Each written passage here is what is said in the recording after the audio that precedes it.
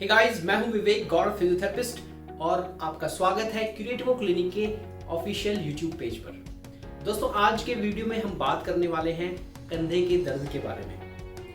कंधे का दर्द एक बहुत आम समस्या है। हर दूसरे घर में आपको कंधे के दर्द के पेशेंट्स मिल जाएंगे और ये बहुत सीवियरली आपकी लाइफ को अफेक्ट कर सकता है, आपकी क्वालिटी ऑफ लाइफ को अफेक्ट कर सकता है, आपके प्रोडक्टिव लाइफ को अफेक्ट कर सकता है और अल्टीमेटली आपके कई हफ्ते और महीने कंधे के दर्द से जूझते हुए निकल सकते हैं। तो आइए जानते हैं कि कंधे के दर्द के सबसे कॉमन कारण क्या हैं और कैसे एक फिजियोथेरेपिस्ट उनको बहुत अच्छी तरह से सेटल कर सकता है, बहुत जल्दी आपको कंधे के दर्द से बाहर निकलने में हेल्प कर सकता है। चलिए शुरू करते हैं।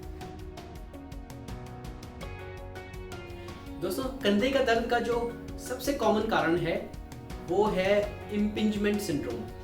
दोस्तों, कंधे के जो बोन है जिसे कि कोरेकोक्यूमेल आर्च कहते हैं, जो कि क्लेविकल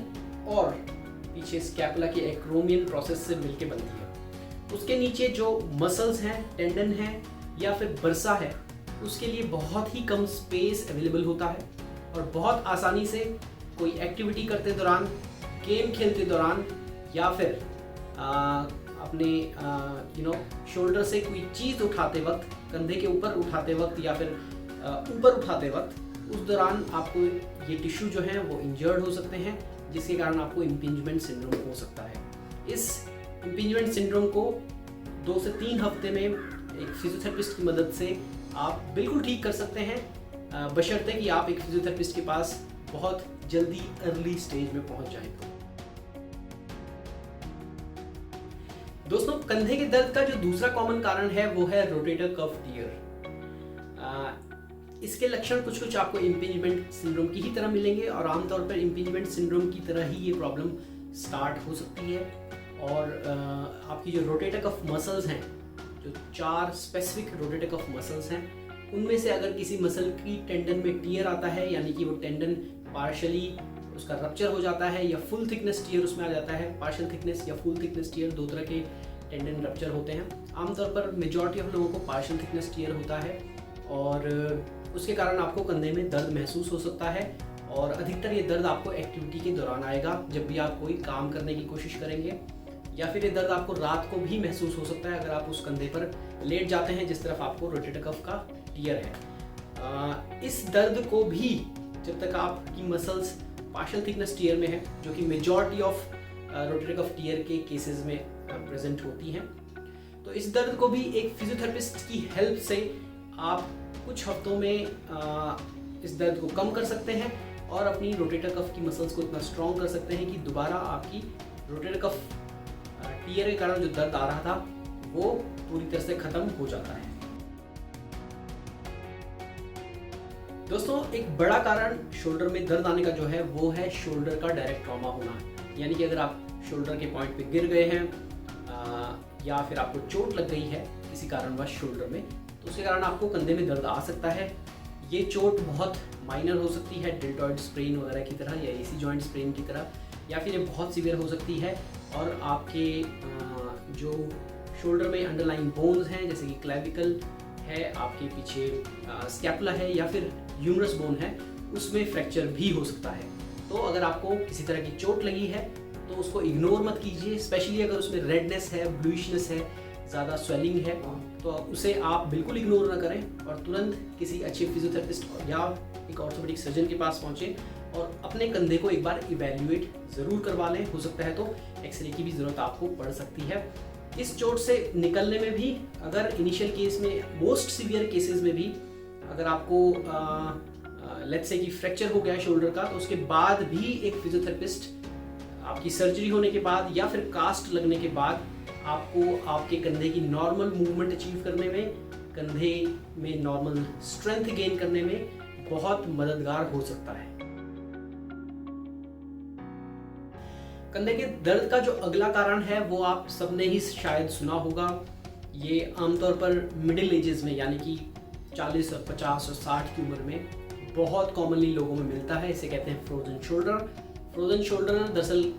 शोल्डर में दर्द आने के कारण जब आप उसको हिलाना डुलाना बंद कर देते हैं और शोल्डर की मूवमेंट जो है वो आपकी रिस्ट्रिक्ट हो जाती है, आप शोल्डर साइड से नहीं उठा पाते हैं, आगे से उठाने में दिक्कत होती है, या पीछे पीठ के पीछे हाथ ले जाने में आपको दिक्कत होती है, तो वो कंडीशन फ्रोजन शोल्डर कहलाती है। कोई भी शोल्डर की पेनफुल कंडीशन, चाहे वो टेंडनाइटिस हो, चोट लगना हो, ट्रॉमा हो शोल्डर का, या फिर आपको किसी तरह का जॉइंट स्ट्रेन वगैरह है, उसके कारण अगर आपको दर्द ज़्यादा रहा और आपने कुछ हफ्ते तक शोल्डर को मूव नहीं किया, तो आपका शोल्डर जो है वो फ्रोजन शोल्डर बन सकता है। कई डायबिटिक लोगों को फ्रोजन शोल्डर बहुत कॉमनली हो जाता है, और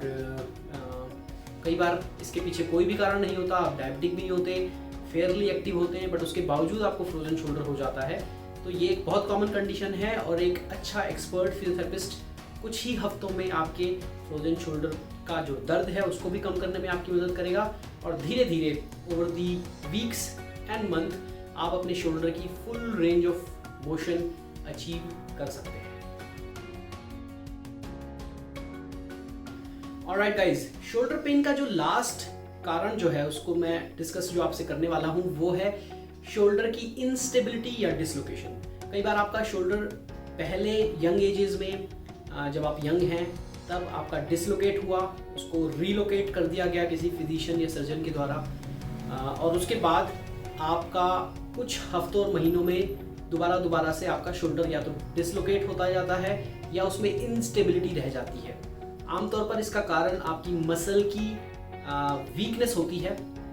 और ऑफ कोर्स आपके शोल्डर के जो टिश्यू हैं उनका अगर आपका पार्शियल टियर हो गया है,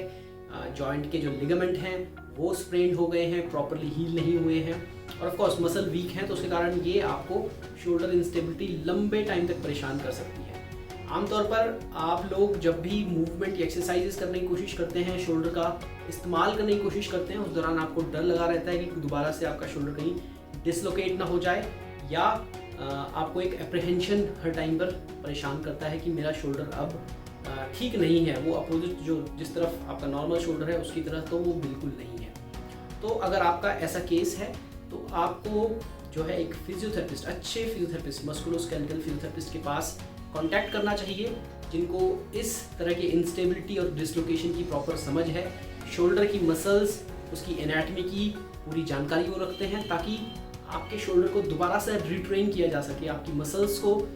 स्ट्रॉन्ग किया जा सके कि आपका शोल्डर बार बार डिसलोकेट ना हो या इंस्टेबिलिटी वाली फीलिंग आपको महसूस ना हो। ऑलराइट गाइस, तो ये वो सारे कारण हैं जिनके कारण आपको शोल्डर में पेन महसूस हो सकता है। अगर आपको भी कंधे का दर्द रहता है और आप NCR, दिल्ली गुड़गांव के किसी नियर बाय एरिया में हैं, तो आप अपनी प्रॉब्लम को गुड़गांव में क्यूरेटिव क्लिनिक पर दिखाने आ सकते हैं। उसके लिए आपको हमारा अपॉइंटमेंट लेना पड़ेगा, उसके लिए आप स्क्रीन पर दिए हुए नंबर पर हमें कॉल कर सकते हैं। तो आज के वीडियो में इतना ही, आपसे मुलाकात होगी किसी नेक्स्ट वीडियो में, तब तक के लिए बाय बाय।